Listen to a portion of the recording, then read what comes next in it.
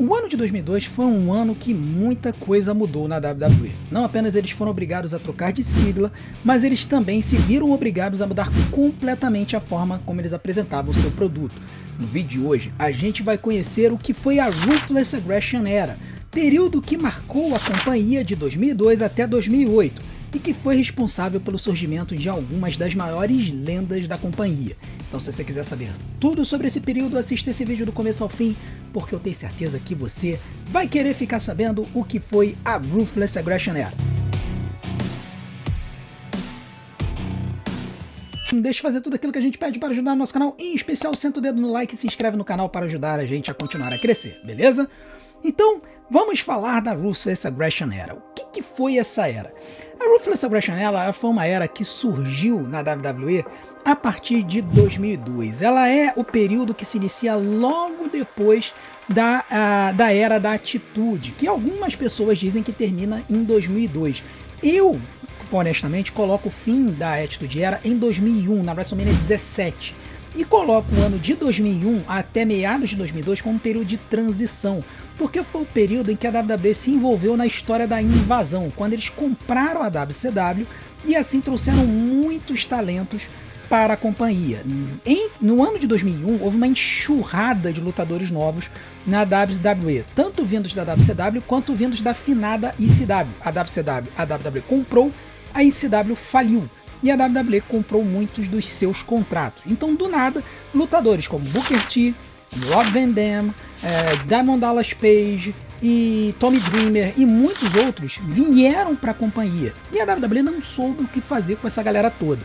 No ano de 2001 foram feitas várias histórias que foram culminar no Survivor Series, numa batalha de 5 contra 5, aonde o vencedor dominaria a companhia. De um lado estava a WWE, do outro lado estava a aliança, formada por um grupo de lutadores da WCW e da ECW, que na verdade da WCW só tinha um, que era o Booker T. O resto ou era ECW ou era WWE, que no caso tinha os Dudley Boyz e tinha o Shane McMahon. Mas enfim, no final do show, a WWE ganhou, né? E aí o Vince McMahon oficialmente tomou conta da companhia. No dia seguinte, ou alguns dias depois, a gente veio descobrir que na verdade o Ric Flair comprou parte da companhia. E aí ficou meio que como General Manager do Raw, enquanto que o Vince ficou controlando o SmackDown. Foi um período meio turbulento. E isso foi descambar em 2002, quando a gente teve algumas situações importantes. Em 2002, em janeiro, o Triple H, que havia estourado o quadríceps no ano anterior, retornou para a companhia, venceu o Royal Rumble e foi para a WrestleMania enfrentar o campeão Chris Jericho, que havia unificado os campeões da WWE e da WCW no Vengeance de 2001, o último pay-per-view do ano, ganhando do Stone Cold Steve Austin e do The Rock no mesmo show. Primeiro ele derrota o The Rock para se tornar campeão da WCW, depois ele derrota o Stone Cold para ganhar o título da WWE e ele unifica os cinturões, ou seja, Chris Jericho primeiro derrota o The Rock para ganhar o campeonato da WCW, depois ele derrota o Stone Cold para ganhar o campeonato da WWE. E ele usa essa gimmick que ele derrotou esses dois main eventers, essas duas lendas da companhia, na mesma noite por muitos e muitos anos. Só que esse reinado do Chris Jericho acabou sendo marcado por um relacionamento com a Stephanie McMahon nas costas do Triple H. E aí quando o Triple H volta, fica ali o triângulo amoroso e tal. Fica uma história escalafobética, o Chris Jericho acaba dando mais estrela para a Stephanie do que para ele mesmo. E aí, quando chega na WrestleMania, ele eventualmente perde o título. Ele vai e perde os dois títulos, os dois cinturões para o Triple H. Mas esse show ele ficou mais marcado pela luta que veio antes dessa, que foi uma luta entre o Hulk Hogan e o The Rock.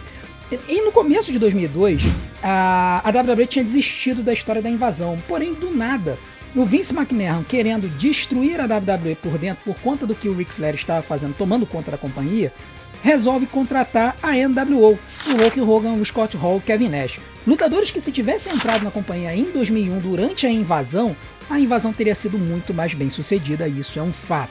O que acontece é que a NWO ela vai para a WrestleMania, o Hulk Hogan, que era o líder, enfrenta o The Rock e o Stone Cold acaba ficando com uma luta contra o Scott Hall.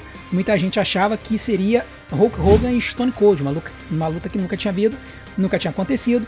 porém no final das contas acabaram botando The Rock e Stone Cold, e aí teve aquela antológica Double Turn, aonde só de eles se olharem e olharem as reações do público, perceberam que o público estava aplaudindo mais o Hogan do que o Rock, e aí o Hulk Hogan vira face na luta e o The Rock vira heel, tá? E o The Rock ele depois foi para Hollywood depois do WrestleMania 18. Quando a WrestleMania 18 se encerra, a WWE ela começa a limpar um pouco essa história da invasão. E eles vão fazer isso se reestruturando. Eles perceberam que eles tinham um monte de lutador que eles não conseguiam botar na televisão todo dia. E os shows eram o mesmo roster que lutava no Raw e no SmackDown. E aí, o que a WWE resolveu fazer? Ela resolveu fazer algo que eles tinham planejado em 2001, que era separar os rosters. Em 2001, eles pensaram em fazer o Monday Night Raw se tornar o Monday Nitro da WCW e ter lutas da WCW. E o SmackDown seria o show da WWF, né? Então, eles chegaram a fazer lutas no Raw com o branding da WCW, com o escudo da WCW, com narradores da WCW, com juízes usando roupas da WCW. Só que o negócio não deu certo. E aí, quando chega em 2002, o Vince McMahon ele chega e fala, pô, vamos fazer o seguinte, vamos adotar essa história, mas mantendo a branding da WWF. Nós vamos manter o Monday Night Raw, nós vamos manter o Friday Night SmackDown, que na época não era as sextas, né? Era as quintas, se não me engano. E era gravado na terça e exibido na quinta. Então o Raw vai ter um roster e o SmackDown vai ter um outro roster. E aí surge a Brand Split, onde pela primeira vez o roster da WWE, o elenco da WWE, é dividido em dois. E essa divisão acontece no dia 25 de março de 2002. Acontece um draft, e aí nesse draft lutadores vão para as duas brands. E nesse draft várias duplas foram quebradas.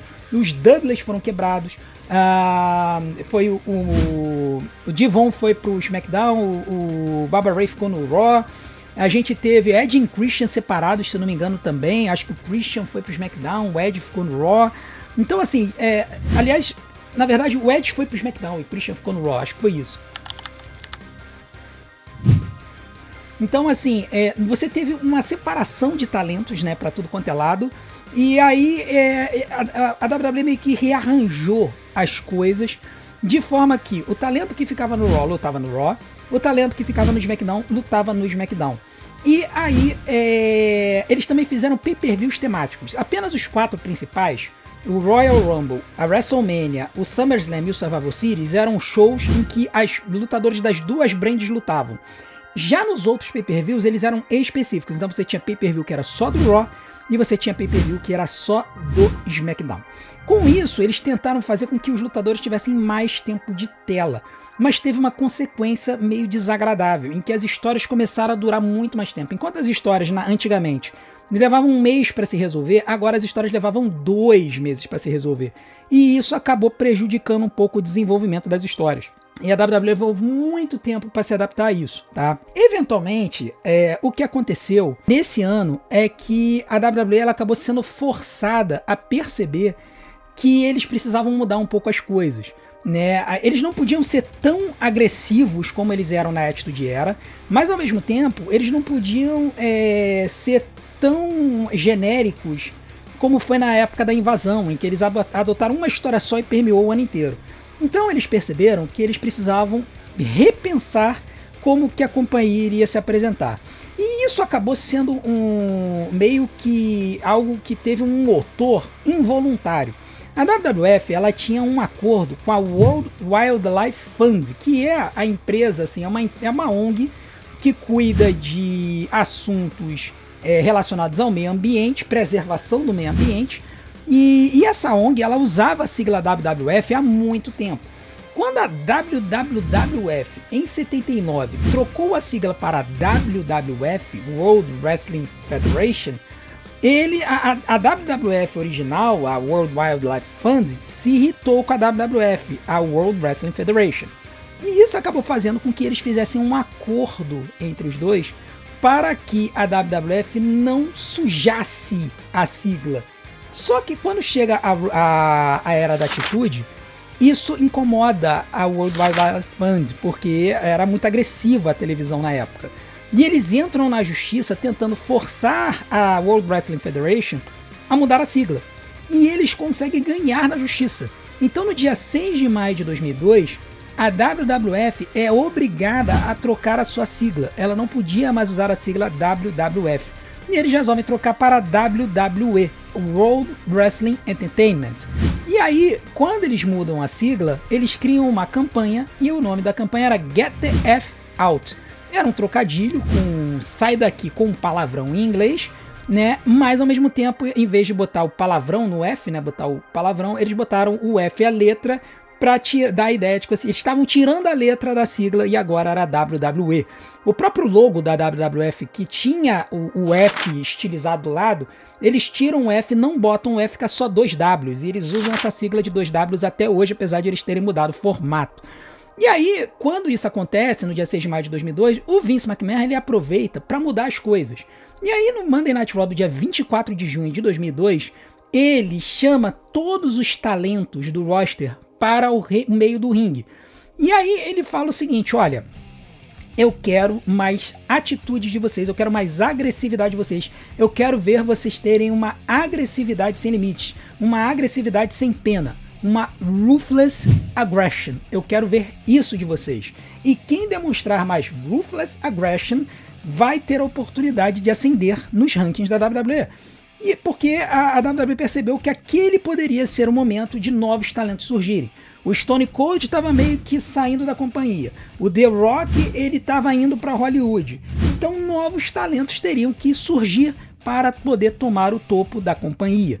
E o que aconteceu foi que no dia 27 de junho de 2002, no SmackDown seguinte, né, havia sido gravado no dia 25, é exibido no dia 27, na quinta-feira, o Kurt Angle vem para o ringue e ele resolve encampar esse discurso do Vince e chama algum talento para vir enfrentá-lo no ringue. Quem aparece?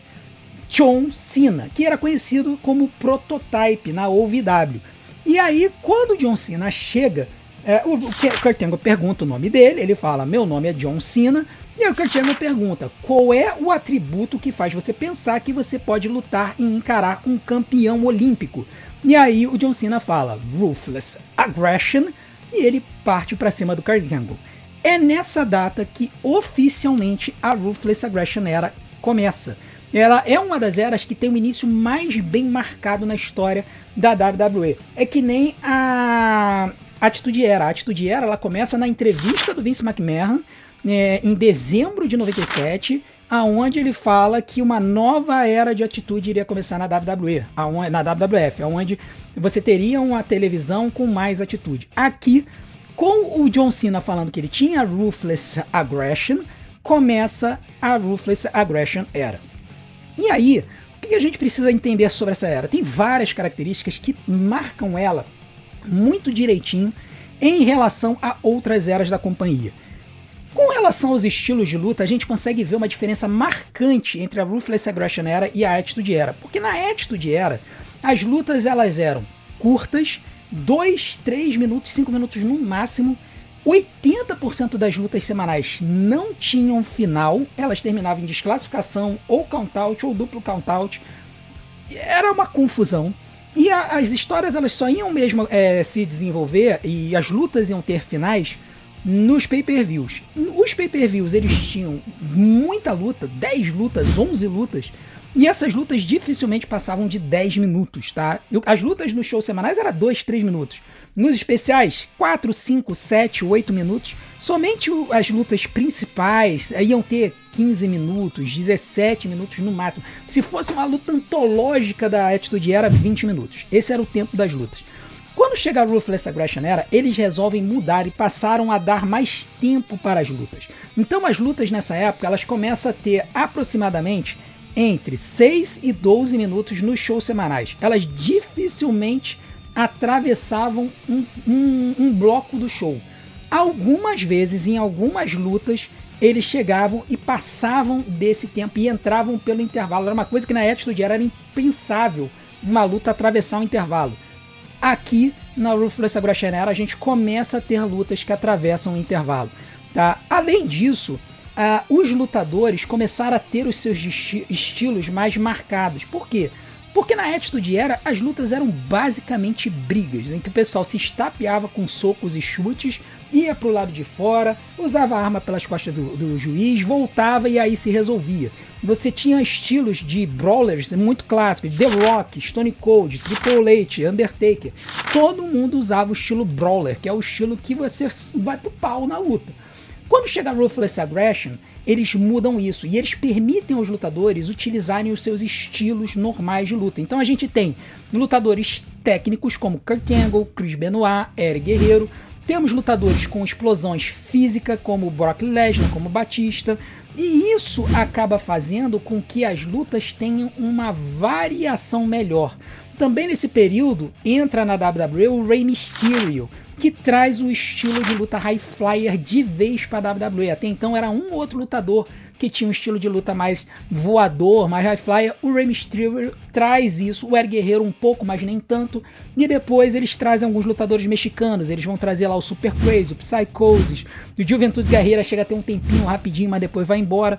Então esses talentos mexicanos eles começam a surgir e trazer esse estilo de luta mais voador. Também tem Tajiri, que tem o estilo de luta mais japonês e tal. Então isso vai, esse misto de estilos de luta começa a aparecer na WWE e as lutas começam a ficar mais variadas. Então você tem lutas com mais tempo e com uma qualidade no ringue melhor, e a gente com isso vê na Ruthless Aggression um crescimento muito grande na qualidade das lutas no ringue. As lutas começam a ter mais tempo, nos pay-per-views a gente começa a ter luta de 15 minutos, 20 minutos, 30 minutos, e a gente chega até ao cúmulo de, num SmackDown em 2003, em setembro de 2003, ter uma luta pelo título da WWE entre o Kurt Angle e o Brock Lesnar, que eles fizeram uma Iron Man match de 60 minutos no SmackDown. Essa luta ela foi absurda, foi 60 minutos atravessando o show inteiro. Tá? Então, isso na época da Era da Atitude era impensável, porque tinha que ser coisa rápida, as histórias é que importavam. Aqui, as histórias eram contadas no ringue. Um outro detalhe é que as lutas, elas também, como elas ficaram mais longas, elas tiveram que adotar uma estratégia. E é nessa época que a gente começa a ver as lutas em que a luta começa mais metódica e acelera mais pro final. Ou então no meio, quando chegava perto do intervalo comercial. Esse estilo que a gente vê muito claramente, muito marcadamente hoje, ele começa a ser construído nessa época, quando as lutas começam a ficar mais longas e começam a atravessar os intervalos comerciais. Então, a gente vê isso nos shows principais, nos pay-per-views, a gente vê mais utilização de golpes de submissão, justamente para que os lutadores possam descansar um pouco, e a gente vê essa qualidade exponencial no ringue. Essa questão da qualidade no ringue, ela ficou mais marcada no SmackDown. E o SmackDown nessa época ficou conhecido como o show a ser assistido. Ele tinha um grupo de 6 lutadores que ficou conhecido como SmackDown 6. E esses 6 lutadores, eles elevaram a barra técnica das lutas a um nível jamais visto. Esses lutadores eram Kurt Angle, Chris Benoit, Eric Guerreiro, Chavo Guerreiro, Edge e Rey Mysterio. E eles ficavam ali fazendo duplas, trios, ou se enfrentavam 1x1 ou triple threat e tal. E eles ficavam ali disputando o título de duplas, disputando o título de simples e tal. E isso acabou fazendo com que o SmackDown nessa época fosse um show que você não podia deixar de ver. Foi simplesmente sensacional. Porém, nessa fase, nós também temos uma questão que é muito marcante, que é a questão das lutas femininas. Nessa época, a luta livre feminina ela começa a se estruturar na companhia. A luta livre feminina ela voltou à WWE depois de 95, quando a Madusa foi embora com o campeonato e jogou fora o campeonato no lixo na WCW. A luta livre feminina ela volta em 98. Muito para ir no marketing da Sable, esposa do Mark Mero, por quem o Vince McMahon se apaixonou assim, de tão bonita que era. E aí, nessa época da Attitude Era, as lutas femininas elas eram extremamente sexualizadas, tá? Era luta de striptease, era luta de Brian Pennies, era luta na lama, era uma coisa ridícula. Quando chega 2000, 2001, que tem a ascensão da Lita, da Trish Stratus, da Jazz, da Victoria, da Jacqueline, que era da Ruthless Aggression, era da Attitude Era, mas sabia lutar. E aí vem outras lutadoras, Gail Kim e tal. Essa galera, Molly Holly também, a Ivory. Essa galera, essa mulherada, ela começa a convencer o pessoal dos bastidores de que elas poderiam também ter lutas na WWE. Então é nessa fase que a luta livre feminina ela começa a ter um pouco mais de apresentação nos shows. Ela deixa de ser muito sexualizada, passa a ser uma luta feita no ringue. A gente começa a ter lutas decentes de mulheres, inclusive na WrestleMania. E é nessa fase que a gente tem pela primeira vez um main event de um show semanal com uma luta feminina. Tá? Então é muito interessante a gente perceber isso, porque é nessa fase que a luta livre feminina ela volta a receber algum destaque pela companhia. Em vez de ser apenas para fazer os jovens ficarem surtados, a luta livre feminina ela começa a ser apresentada como algo de qualidade também. E essas foram as lutadoras que pavimentaram a estrada para o que viria a seguir. Com isso, a gente tem também várias histórias que a gente pode lembrar dessa fase da Ruthless Aggression Era. Por exemplo, é nessa época que surgem os underdogs técnicos, ou seja, aqueles lutadores que por serem mais baixos, antigamente não eram considerados para serem campeões mundiais. Porém, pela qualidade no ringue que eles apresentavam, a companhia decide investir neles, colocando campeonatos mundiais nas suas cinturas. E isso vai chegar ao ápice na WrestleMania 20, em 2004, quando o Eddie Guerreiro defende o título que ele havia conquistado no No Way Out contra o Brock Lesnar com interferência do Goldberg. E ele defende esse título contra o Kurt Angle, naquela luta antológica que ele solta a bota, o Kurt Angle vai fazer um ankle lock, a bota se solta e o Eric faz o rolamento segurando na corda para fazer o pinfall. E no main event o Chris Benoit vence ninguém mais, ninguém menos do que Triple H e Shawn Michaels. Chris Benoit havia vencido o Royal Rumble fazendo um headlock no Big Show e puxando ele para fora do ringue. E aí na WrestleMania o Chris Benoit ele vence o Triple H e o Shawn Michaels e se sagra campeão mundial peso pesado. E aí depois a gente tem aquela cena mítica do Eric Guerreiro vindo abraçar o Chris Benoit no ringue. E um detalhe que passa muito despercebido, quando o Eric estava de frente para a câmera para aplaudir o Chris Benoit, ele vira o cinturão dele para trás para que ele não ofusque o momento do Chris Benoit abraçando ele. Ele não mostra, não, eu também sou campeão mundial, ok, mas ele joga o cinturão para trás num ato de humildade para poder abraçar o amigo. Depois eles comemoram levantando os braços um do outro com o cinturão para cima. Nós também temos, nessa época, muitos lutadores high flyers, como a gente falou, Rey Mysterio, Tajiri, temos também Paul London e Billy Kidman, né? Depois temos o Brian Kendrick, que também surge. Esses talentos voadores, eles vão surgir, ficam ali no cenário do Campeonato Intercontinental, Campeonato de Cruzadores, Campeonato de Duplas, e eles vão trazer o estilo high flyer para o horário nobre. A gente pela primeira vez vê o Shooting Star Press na WWE com o Billy Kidman, que fazia esse golpe na WCW. E além disso, a gente tem vários lutadores que vão demonstrar sua técnica no ringue. Só que os lutadores que ficaram mais marcados como sendo os talentos desta fase da WWE, da Ruthless Aggression Era, são os talentos que surgiram da OVW em 2002. A classe de 2002 da OVW nos entregou ninguém mais, ninguém menos do que 4 halls da fama, 4 lendas da luta livre. Ninguém mais, ninguém menos do que Batista, Brock Lesnar, Randy Orton e John Cena. Os 4 surgem na WWE praticamente em 2 meses. Assim, a diferença de 2 meses, 1 mês entre eles, os 4 surgem na companhia. O Brock Lesnar, ele apareceu no Raw After WrestleMania, estraçalhando alguns lutadores baixos ali que estavam no cenário do campeonato de hardcore. O John Cena aparece em junho, batendo de frente com o Kurt Angle. O Randy Orton aparece um pouco antes do que isso, como um heel genérico, um lutador genérico. Não lembro se ele era heel ou era face. Acho que ele lutou como face no começo, e desde o começo ele foi destacado como um lutador de terceira geração. E o Batista, coitado, que era o Leviatã, um dos lutadores mais poderosos da OVW, ele estreia na WWE como capanga do Devon Dudley, que passou a fazer um papel de pastor evangélico, e o Batista, ele ficou conhecido como Diácono Batista, vinha com uma caixinha da coletoria para coletar os dízimos e ofertas dos fãs. Cara, aquilo ali, eu como evangélico, eu não sabia onde enfiar a cara quando eu via essa situação. Mas enfim, lá para os americanos, onde 70% da população é evangélica, eles trataram aquilo como comédia. Depois o Batista acabou se livrando disso, né? E esses 4 lutadores, eles marcaram toda essa era da Ruthless Aggression. O Brock Lesnar, ele fica na companhia até 2004. Em 2004 ele deixa a WWE porque ele queria tentar a sorte na NFL, no futebol americano.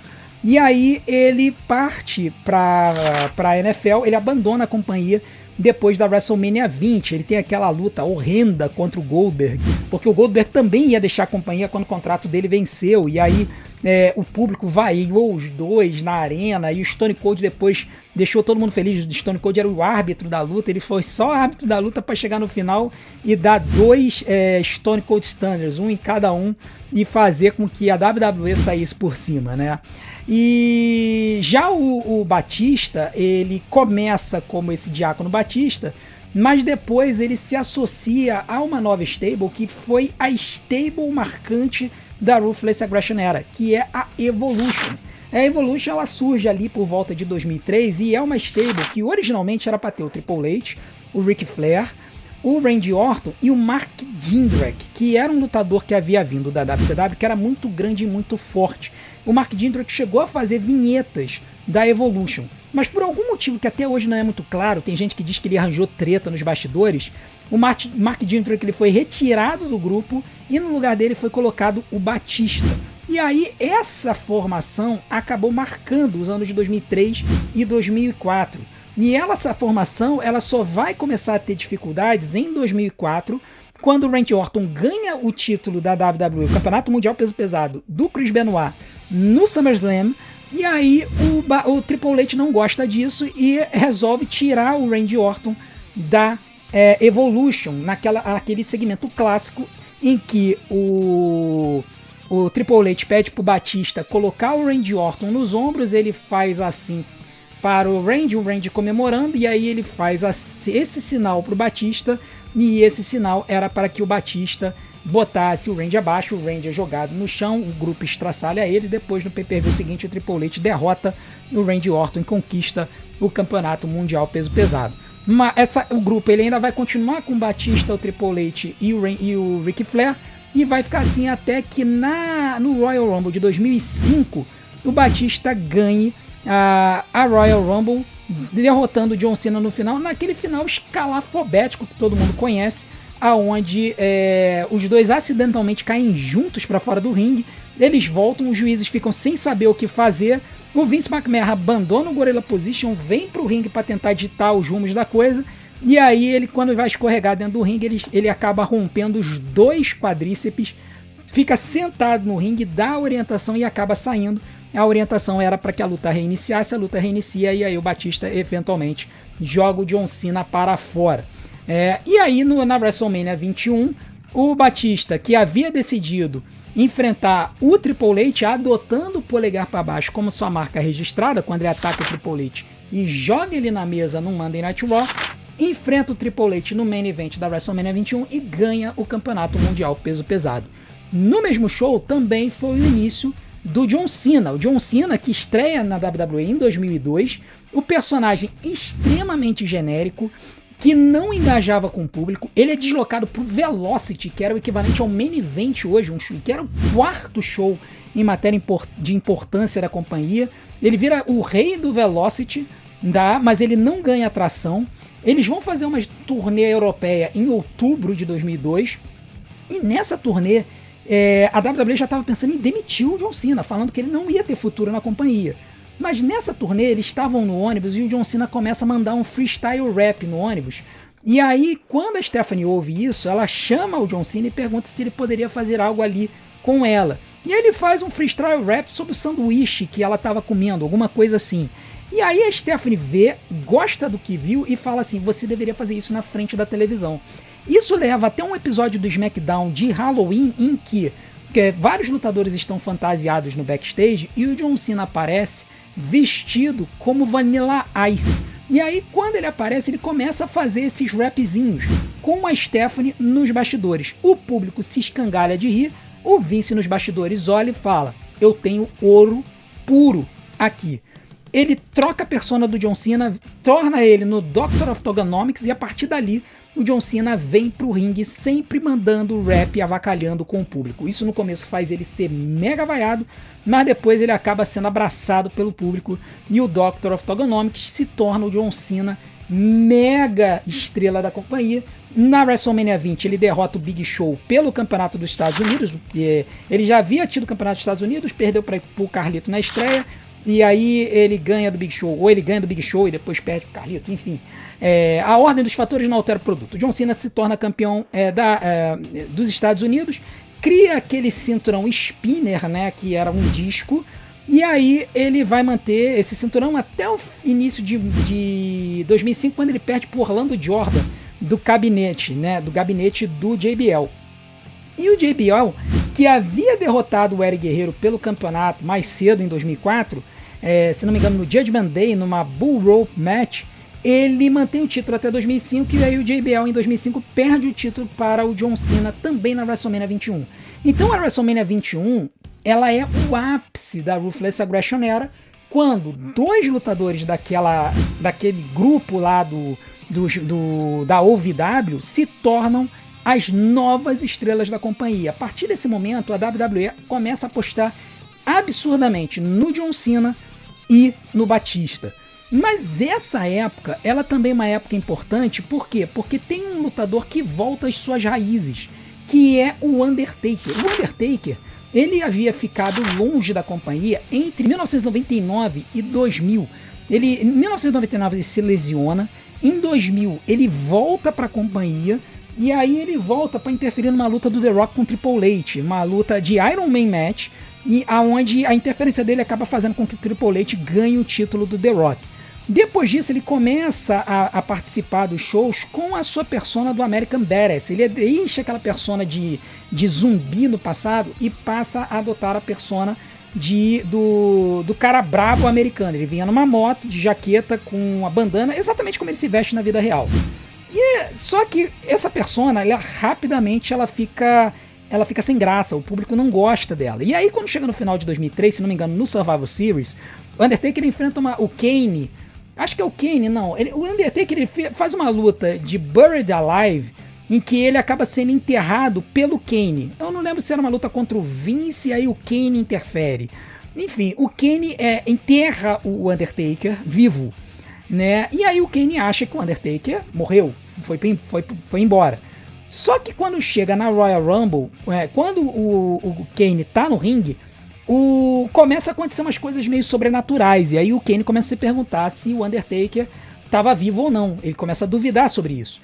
E aí quando chega no caminho para WrestleMania, a gente descobre que o Undertaker está de volta realmente, as coisas vão acontecendo. O Kane vai pro ringue na WrestleMania 20 aguardando para ver se o Undertaker realmente apareceria. E no final das contas aparecem os druidas, e depois dos druidas aparece o Undertaker novamente com a sua persona de zumbi, mas não como zumbi, como Deadman, como Fenômeno. Ele usa uma roupa meio híbrida ali, mas com o jaquetão, o chapéu, que é aquela roupa que a gente ficou acostumado a ver o Undertaker até o final da carreira dele em 2020, na WrestleMania 36. Então, essa persona do Undertaker, que o pessoal tá mais acostumado a ver, a galera que começou a ver ali em 2008, 2009, 2010 a WWE aqui no Brasil, ela surge em 2004, na Ruthless Aggression Era, quando o Undertaker abandona a persona do American Badass e passa a adotar essa persona híbrida aí, que passa a ser o Fenômeno. E ele, durante 16 anos, ele passa a usar essa mesma gimmick, tá? Então, assim, essa foi uma fase em que a WWE teve muitas mudanças, e teve muitas mudanças estruturais. A gente falou da brand split, em que o Raw e o SmackDown passam a ter dois elencos separados, dois títulos mundiais. Originalmente, quando acontece a WrestleMania 18, só tinha um campeonato mundial, que era o Triple H. Ele sai da WrestleMania 18 como campeão. Um mês depois, no Backlash, ele perde o título pro Hulk Hogan, que ganha do Triple H. Um mês depois, o Undertaker, como American Badass, ganha o título do Hulk Hogan. Um mês depois, o The Rock ganha o título do Undertaker.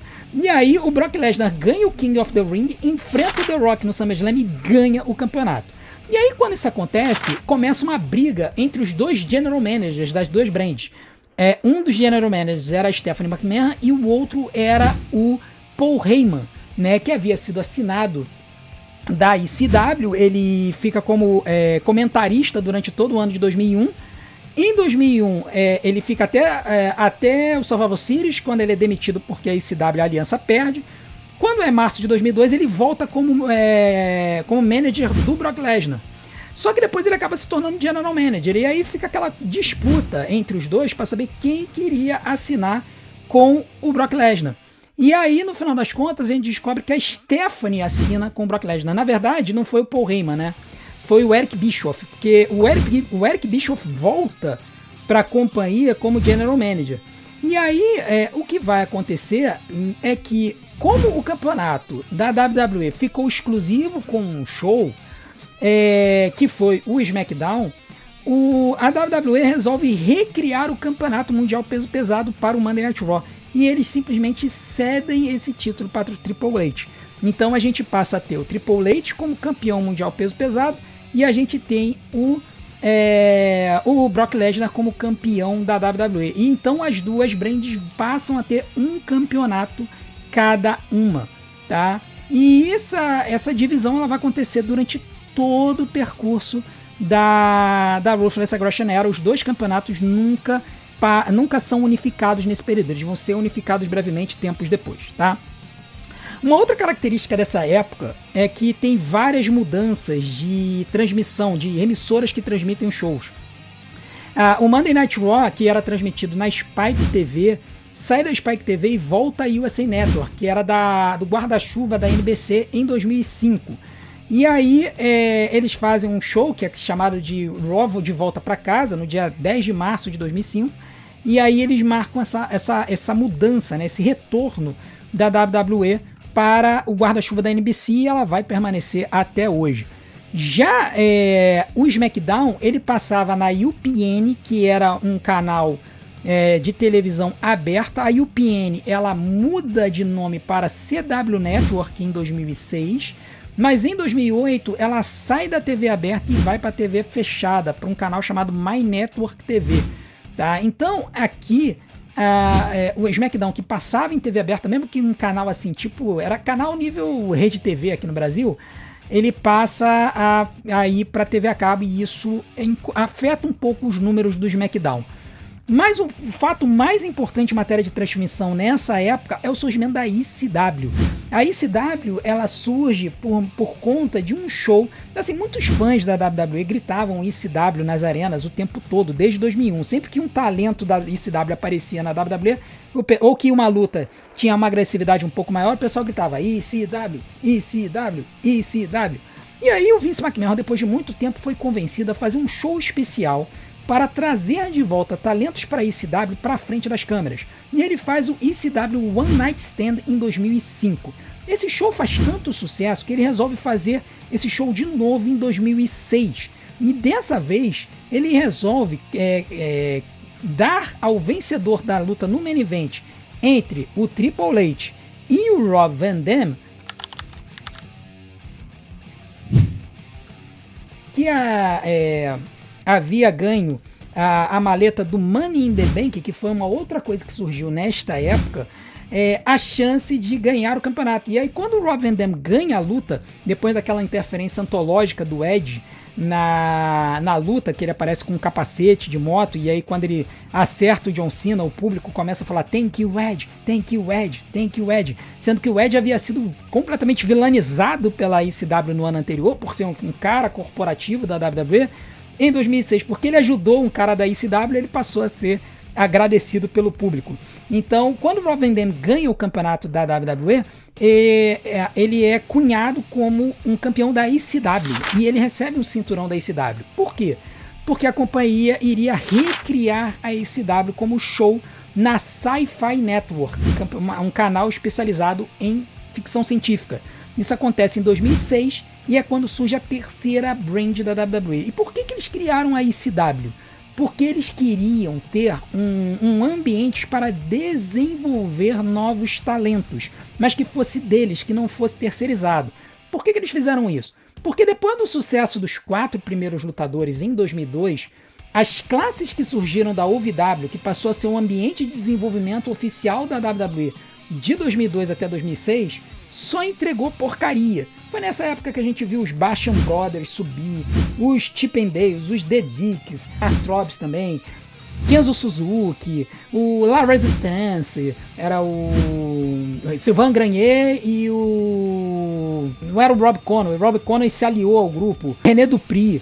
E aí, cara, esses lutadores que subiram simplesmente não estavam prontos. Teve o Dulcendômeno também. Você via que essa galera não estava pronta para subir pro main roster, só que eles forçaram a barra. E aí a WWE percebeu, cara, olha só, se a gente quiser ter talentos do nosso jeito, nós vamos ter que trazer o desenvolvimento para dentro da WWE. E aí é que surge a ECW. Eles pensam a ECW como essa nova área para eles poderem desenvolver os seus próprios talentos. A ECW era gravada antes de um dos shows, se não me engano, antes do SmackDown, não tenho certeza, mas era gravado. E aí a ideia era apresentar novos talentos nesse ambiente próprio. Só que, cara, quando começou a ECW, todo mundo achava que ia ser a ECW de antigamente. Até que na primeira luta do primeiro show apareceu um cara chamado de O Zumbi. Que o cara literalmente veio assim pro ringue.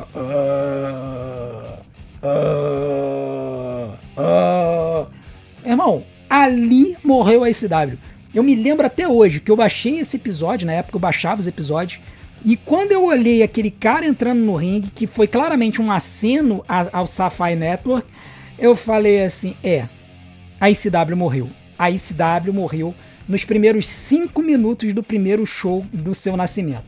Não importou o fato de que depois o The Sandman, que era um clássico da ECW, veio pro ringue pelo meio do público e deu um monte de candlestick na cabeça do Zumbi e acabou com ele. Por quê? Porque depois a gente teve Vampiro, a gente teve Kevin Thorne com a Ariel, teve um monte de lutadores drúxulos, Mike Knox, mas nessa ECW surgiram alguns lutadores que depois marcariam a história da WWE. Nós tivemos a Kelly Kelly, que fazia lá o Kelly Exposé, né? Que quem assistiu sabe muito bem do que a gente está falando.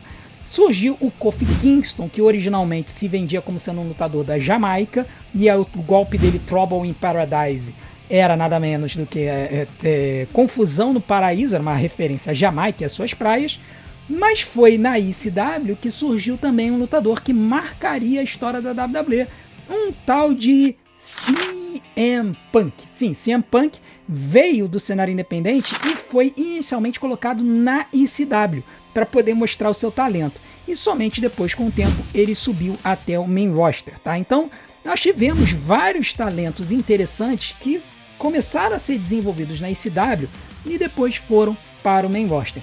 Outros talentos do main roster foram colocados na ECW para dar uma bufada nele. Um exemplo foi o Big Show, que chegou a ser campeão da ECW, derrotando o Rob Van Dam quando o Rob Van Dam foi pego lá fumando uma erva dentro de um carro, e aí a WWE tirou o campeonato da WWE e o campeonato da ECW dele na mesma semana.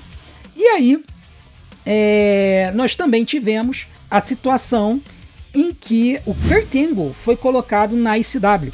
O Kurt Angle estava cheio de problemas com entorpecentes, que ele tinha muitas dores no pescoço, tal, ele não queria fazer cirurgia, fez cirurgia, aí não deu certo, tal.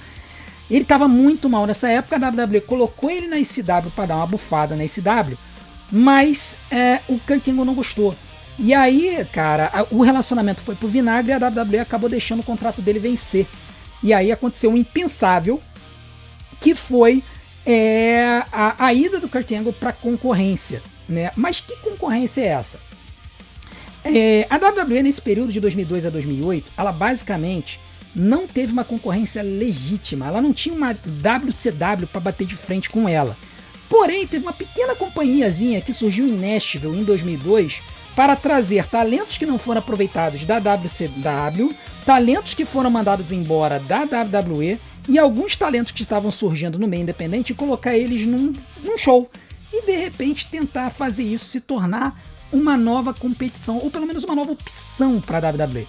E é aí que surge a TNA, a Total Non-Stop Action, que foi fundada pelo Jeff Jarrett e pelo pai Jerry Jarrett em 2002. A TNA originalmente ela funcionava num sistema de pay-per-view, um pay-per-view semanal, onde você tinha que pagar $9,99 por semana para poder assistir o show. Depois eles conseguiram o direito de transmissão na Spike TV, isso em 2004, 2005, sei lá. E aí os shows passaram a ser transmitidos gratuitamente na televisão.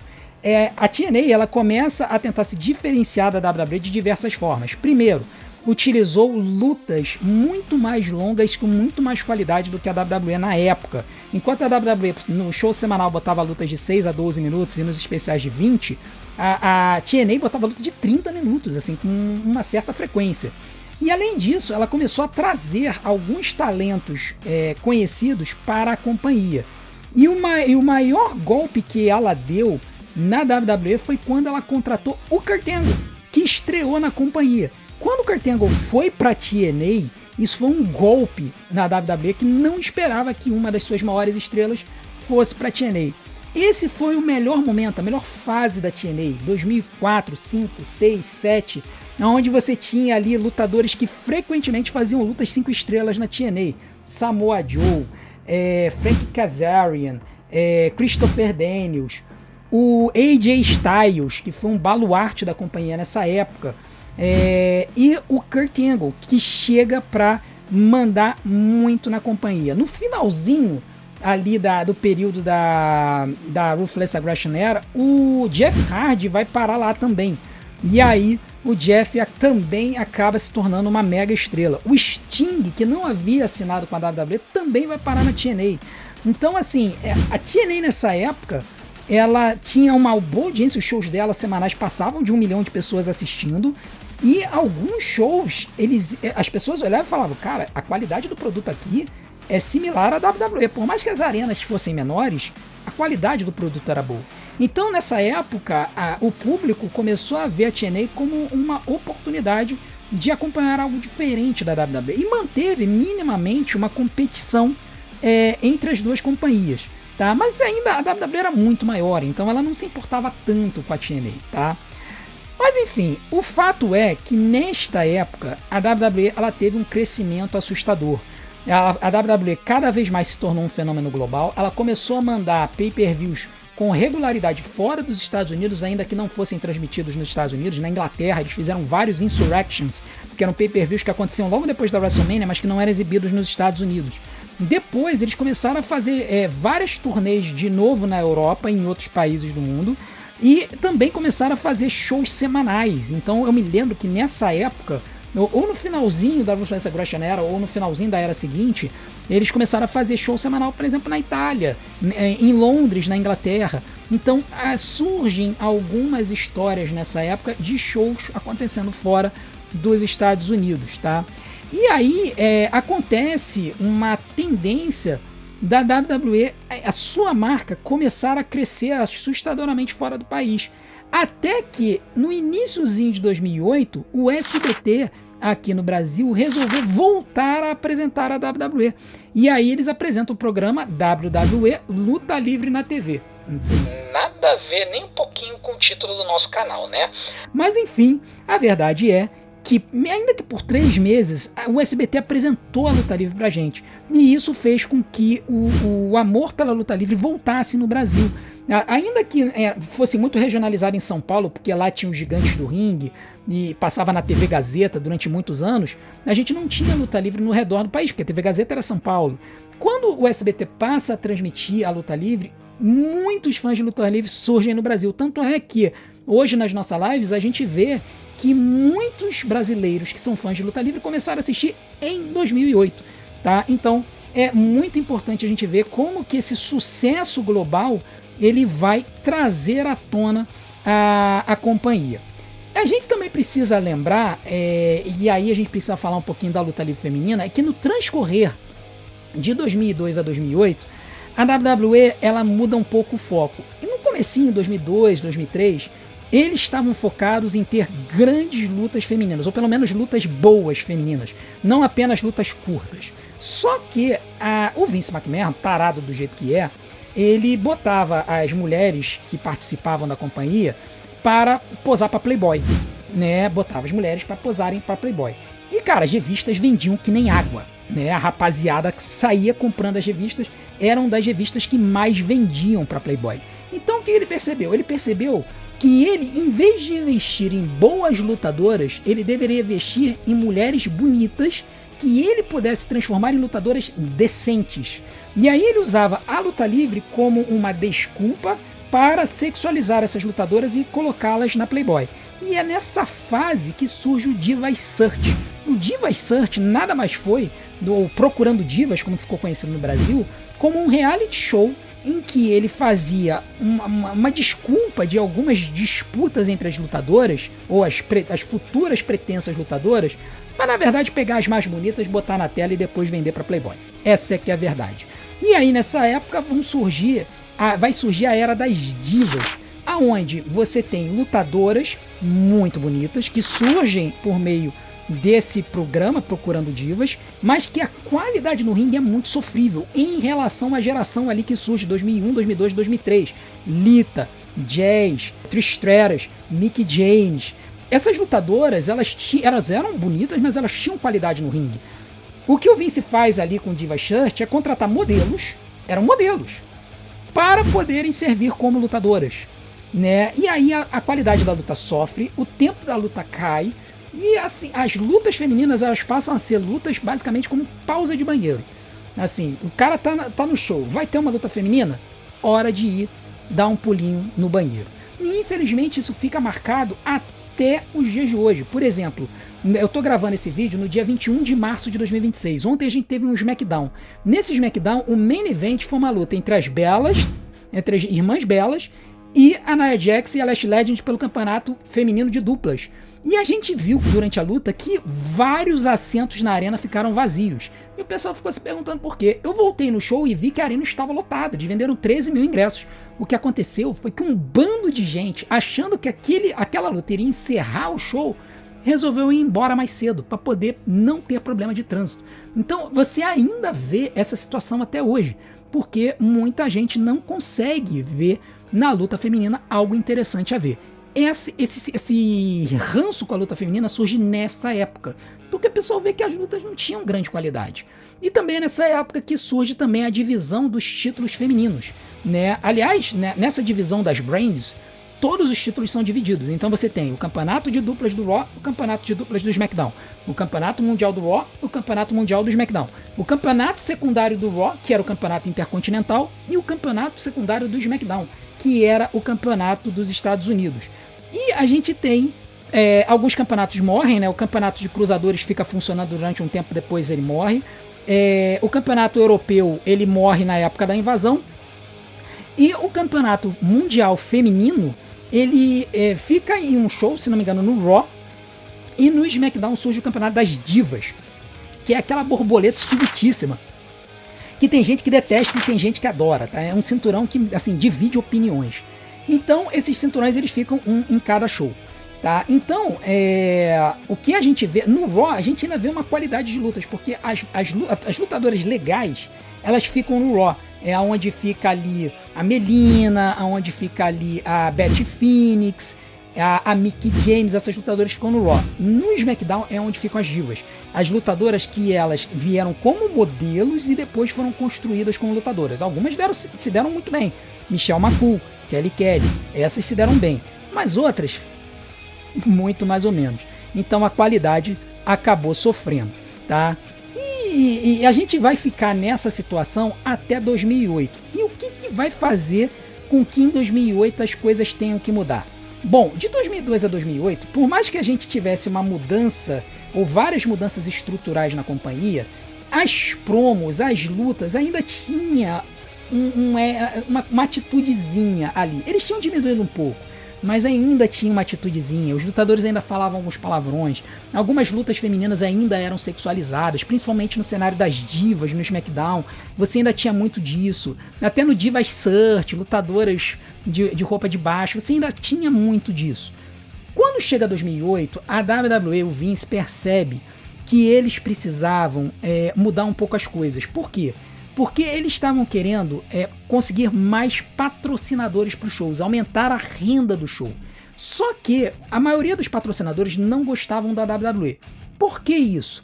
Porque eles entendiam que a WWE era um produto adulto para adolescentes, para jovens, né, 14, 16 anos. E muitos desses anunciantes queriam anunciar para crianças, né? Eles queriam anunciar para o público infantil. E percebendo isso, o Vince decide, em 2008, mudar as coisas. E aí ele resolve mudar as coisas fazendo com que a WWE fosse sanitizada. Então ele proíbe a exibição de sangue nas lutas, ele reduz drasticamente a sexualização das divas e ele proíbe o uso de palavrões. Somente pouquíssimos promos passaram a usar palavrões. Essa sanitização do conteúdo permitiu que a WWE mudasse a classificação do programa dela de TV 14 para PG, que poderia ser exibido para pessoas acima de 10 anos e até menos com acompanhamento dos pais. Foi por conta disso que a era de 2008 até 2013 passou a ser conhecida como a PG Era. Tá? A PG Era, que acabou sendo a nova era da WWE, que surgiu a partir dali. E um último detalhe que a gente precisa falar é que quando surge a PG Era, eles também impedem os golpes na cabeça e adotam também um programa chamado Wellness Policy, que foi para tentar trazer um bem-estar para os lutadores. Mas isso não foi assim do beneplácito da cabeça da WWE. Foi por causa de duas tragédias que aconteceram nessa época. Nessa época, muitos lutadores da Attitude Era e da Golden Era morreram muito novos, com 30, 40 anos, por conta dos excessos de drogas que eles enfrentaram lá atrás. Só que nenhum deles estava ativo na companhia e não era tão interessante e tão querido pelo público quanto o Eddie Guerreiro. E infelizmente, no final de 2005, o Eddie, às vésperas de uma luta em que ele ganharia o Campeonato Mundial Peso Pesado de novo, acabou falecendo no seu quarto de hotel antes do show, durante a viagem. Quem encontrou ele foi o sobrinho dele, o Chavo Guerreiro. A morte do Guerreiro causou uma confusão assim absurda. Foi um desespero, muita gente ficou triste. Acho que foi a primeira vez que eu chorei que nem uma criancinha por conta de luta livre. Não por conta da luta livre, mas por conta do cara, que eu havia aprendido a gostar muito. Né? Eu era mega torcedor do Eddie. O Eddie era meu lutador favorito nessa época.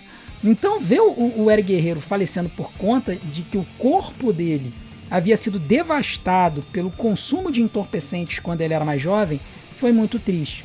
E foi por causa disso que a WWE implantou o Wellness Policy, que era uma política em que eles faziam testes de drogas em cima de todo mundo. Se a pessoa caísse no primeiro teste, tomava 30 dias de suspensão, no segundo 60 dias, no terceiro a pessoa era demitida. E foi por causa dessa situação que o Rob Van Dam perdeu os títulos dele em 2006, porque ele foi pego fumando uma erva dentro do carro pela polícia. E aí ele falhou no teste de drogas e acabou tendo que ficar suspenso. Como ficou suspenso, ele perdeu os 2 títulos.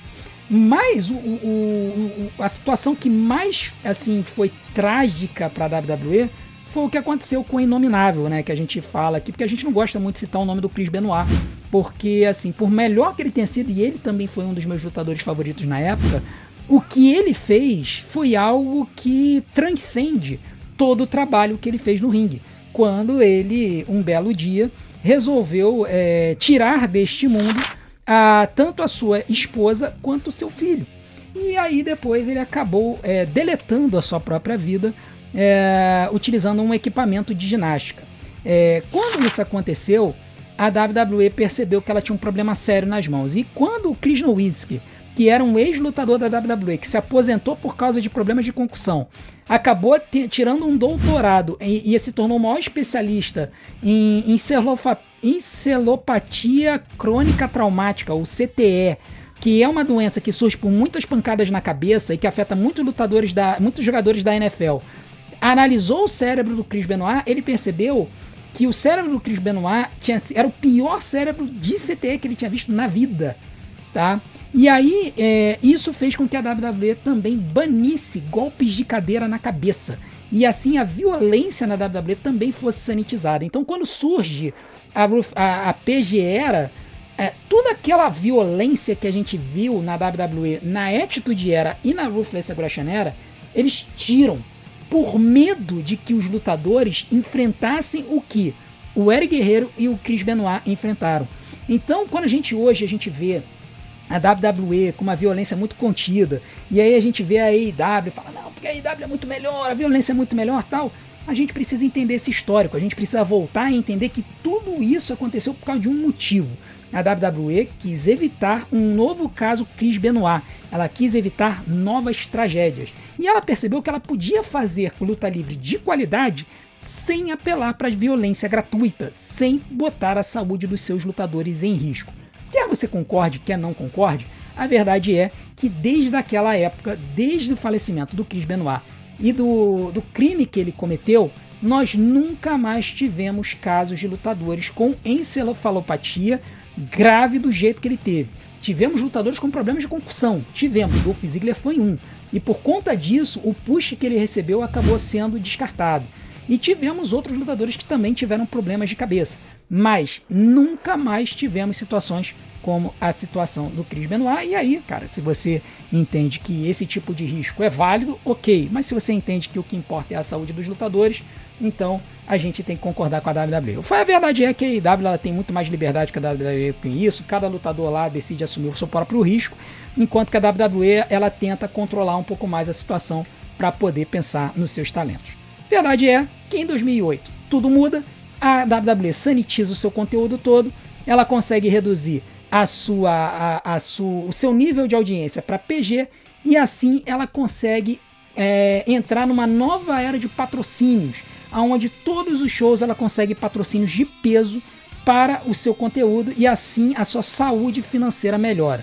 E assim surge a PG Era. Bom, então é isso o que a gente tem para falar da Ruthless Aggression Era. E eu quero saber de vocês quais foram as coisas que mais impressionaram vocês durante essa época. Eu sei que aqui no Brasil não tinha distribuição na Ruthless Aggression Era, mas tem muita gente que acompanhou essa fase pelo meio de Jack Sparrow ou morava fora do país. Então, coloca aqui nos comentários o que foram as coisas que mais marcaram vocês nessa era e diga também se vocês gostaram do vídeo, porque é um tipo de conteúdo que dá um trabalhinho para fazer, mas que eu tenho certeza que vocês curtem, beleza? Muito obrigado pela audiência de vocês, não deixem de continuar apoiando o nosso canal, deixa aqui o seu like, se inscreva no canal, ative o sininho para receber as notificações dos nossos próximos vídeos, deixe seu hype e acima de tudo assista a maratona dos nossos vídeos, porque tempo de visualização é o que faz o YouTube divulgar a gente. Vou deixar umas opções aqui na tela para vocês, não deixe de vir acompanhar as nossas lives, a gente se vê do outro lado, um grande abraço, até a próxima!